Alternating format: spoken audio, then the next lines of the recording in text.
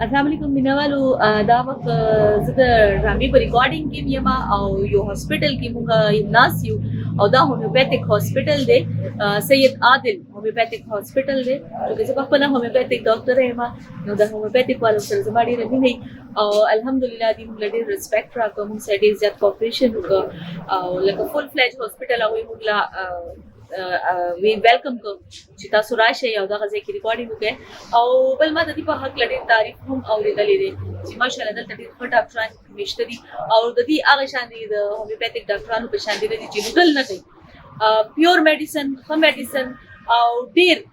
بجټ کې دننه فیس اخیستل او خپل میډیسنز ورکول لکه دا نه دي چې بس په دواړو لاسونو لوټي نه خدمت کوي د خپل